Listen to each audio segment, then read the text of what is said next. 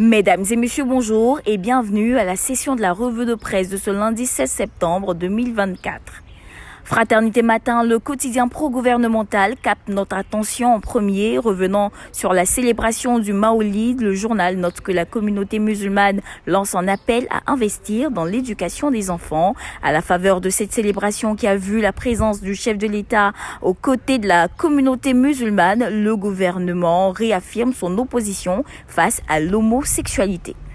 Le Premier ministre, quant à lui, était du côté de Beaunois le dimanche 15 septembre 2024. Le mandat présent sur les lieux constate que le RHDP passe à la vitesse supérieure dans cette localité. Le chef du gouvernement a également fait d'importantes annonces au niveau des projets. La prochaine étape de Robert Begré-Mambé est San Pedro. Le rassemblement qui rend compte du passage de Mambé à Beaunois souligne que les populations et le Premier ministre se sont dit les vérités.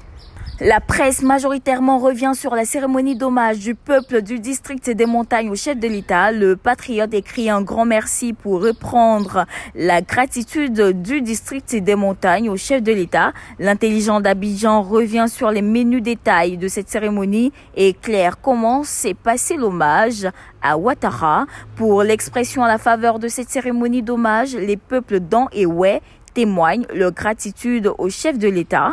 Le matin, suite au giga meeting dans le Tongpi, le Cavali et le Guéman relèvent qu'il y a eu un monde fou et l'avenir plus soit en soulignant la démonstration de force du district des montagnes.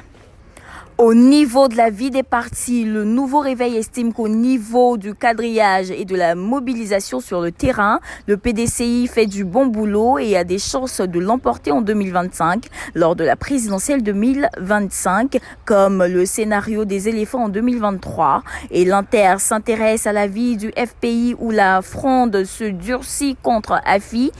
Pierre Dago Godé, vice-président du FPI, estime qu'AFI n'a plus les ressources pour diriger le parti. Au PPACI, le temps révèle comment les différentes fédérations s'organisent pour l'opération de révision de la liste électorale. Avant de se quitter, jetons un coup d'œil sur la manchette de Soir Info où à Cocody à Bata, suite à une partie de beuverie, un ingénieur informaticien pique une crise et meurt dans le lit d'une amie. Terminons avec l'Inter au Burkina Faso où des proches du général Djibril Bassol ont été enlevés. Mesdames et messieurs, voici ainsi égrené l'essentiel de l'actualité. Nous vous donnons rendez-vous demain, même heure, même canal. D'ici là, portez-vous bien.